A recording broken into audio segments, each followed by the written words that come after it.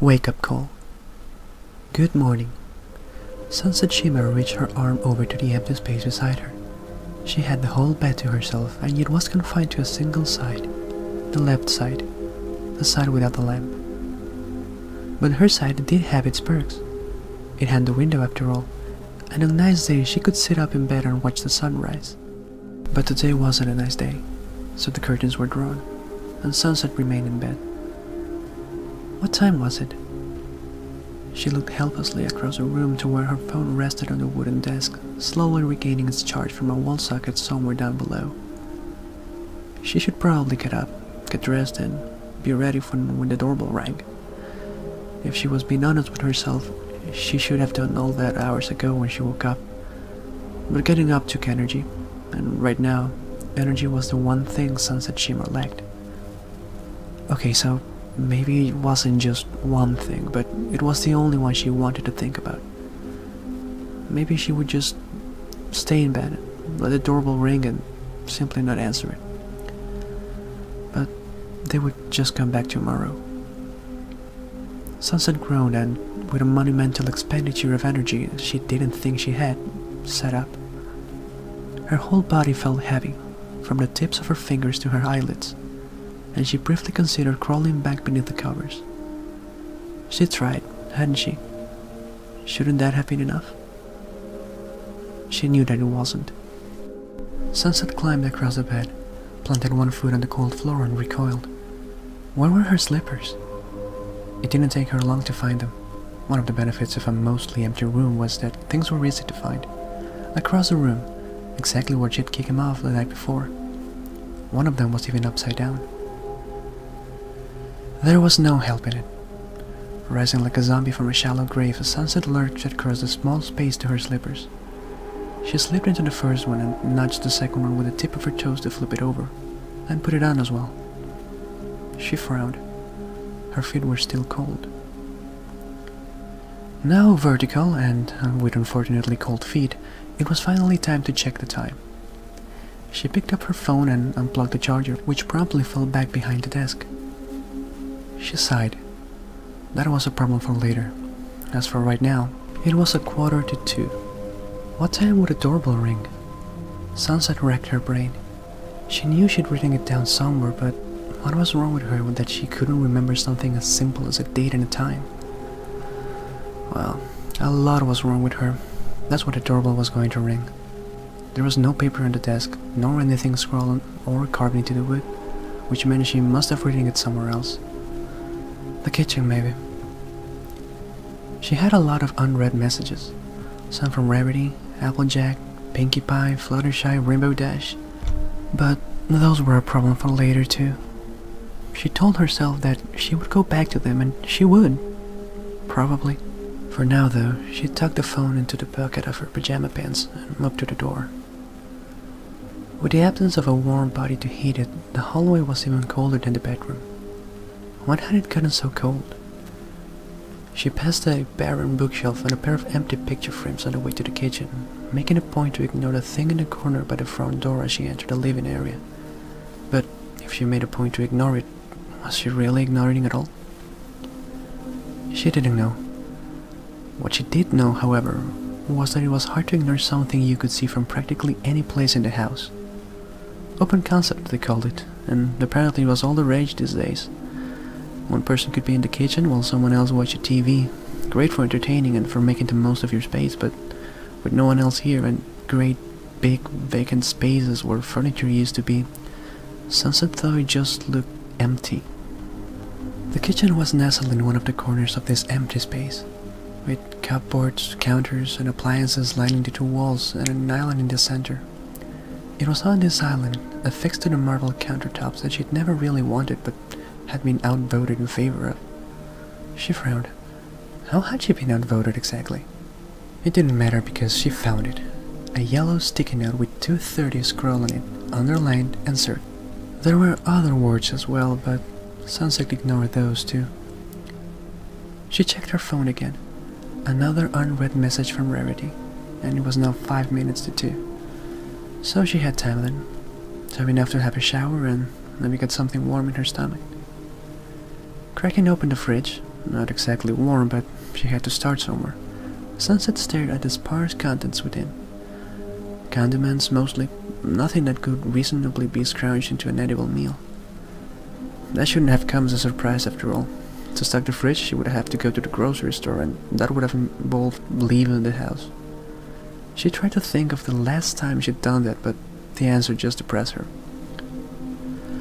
Okay, so she didn't have any food. That was fine.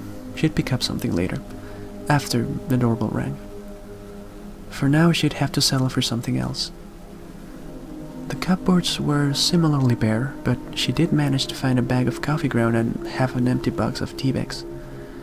She still had the coffee maker, at least, and the kettle, so the quest for a hot meal suddenly felt at least somewhat attainable. She was now faced with a choice: tea or coffee. Coffee would certainly wake her up. They never bought that decaf stuff. But was it really what she wanted? Being awake meant staying up, answering her text, and going to the grocery store when all she really wanted to do was go back to bed. Back to sleep. The tea was lavender, because of course it was, and Sunset vaguely remembered someone telling her that lavender tea eases the mind and helped one relax and fall asleep. Perfect. Her decision made, Sunset retrieved the kettle from its place atop the stove, the top left burner, always the top left burner, and filled it up at the sink, before placing it back on the stove and turning it on. She took one of the few remaining mugs from the cupboard and set it down next to the box of tea bags and took a step back. It was probably a poor idea to leave the stove on while she took a shower, but the kettle was old and always took forever to heat up, and if she was being perfectly honest, fire safety wasn't exactly at the top of her priority list right now. The bathroom was at the end of the hall.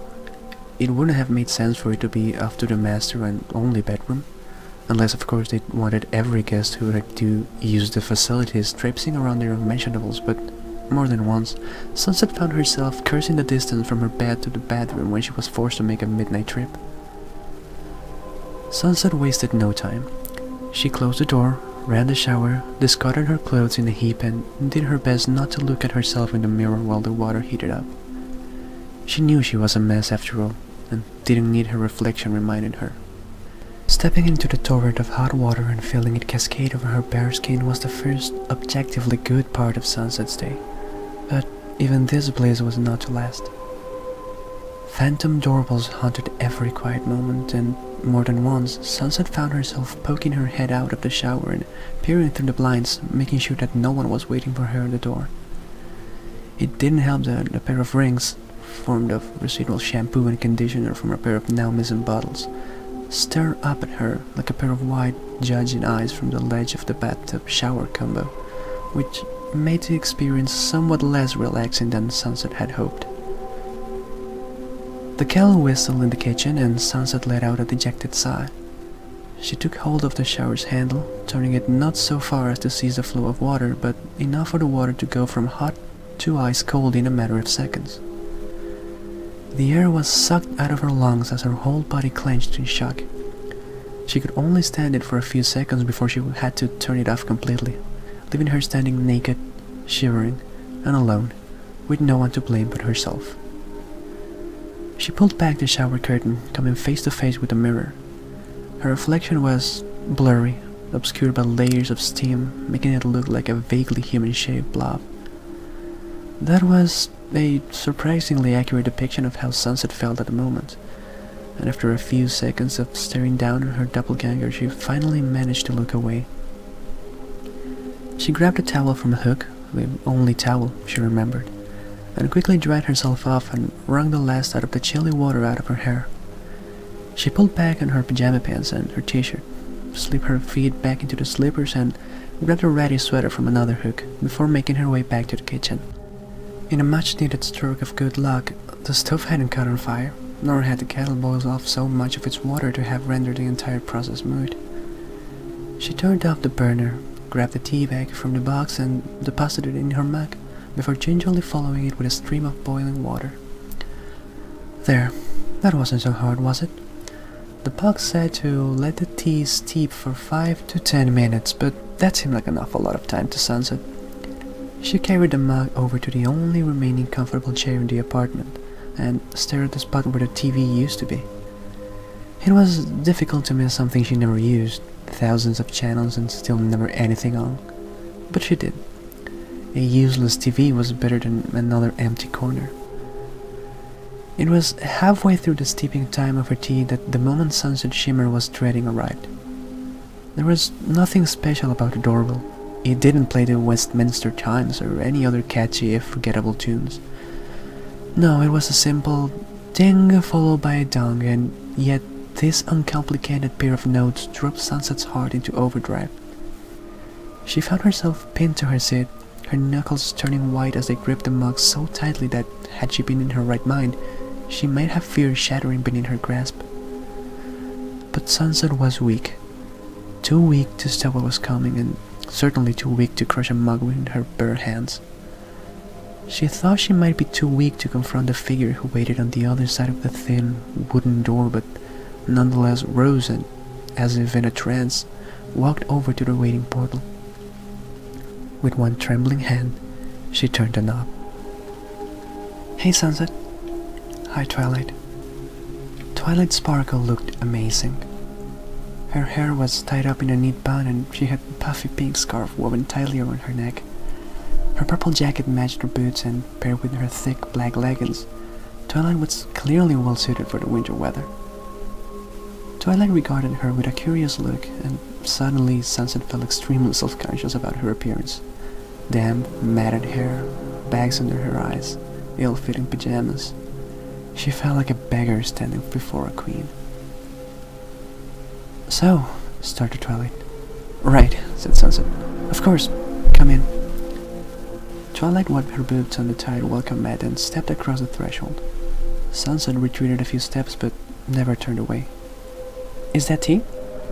Sunset nodded. "Yeah, lavender. Kettle's still hot if you—" "No, thanks," said Twilight, cutting her off. "Shiny's waiting for me in the car. I'm just here to pick up the last of my stuff, but maybe some other time." "Sure," said Sunset, though the sinking feeling in her gut told her that there would not be another time. "Anyway, the box is right here by the door." "Thanks. If you need a hand now, I think I've got it." With a grunt, Twilight hoisted the box into her arms and balanced it on her knee until she could get a better grip. With her package firmly in hand, she gave Sunset one long, final look. "I've got to get going," she said. "It was good to see you," lied Sunset.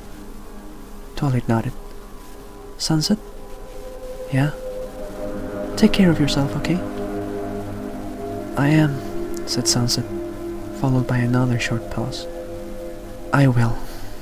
Goodbye, Twilight." Twilight Sparkle turned and walked down the path to the waiting car. She loaded the box into the trunk, moved to the passenger side door, and climbed inside.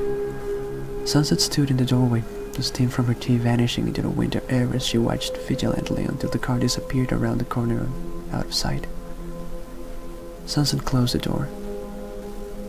Why did her legs feel so weak? She braced her back against the door and slid down into standing position facing her empty apartment. She drew the mug to her lips, inhaled a strong scent of lavender, and was about to drink when she stopped. Maybe she needed coffee after all.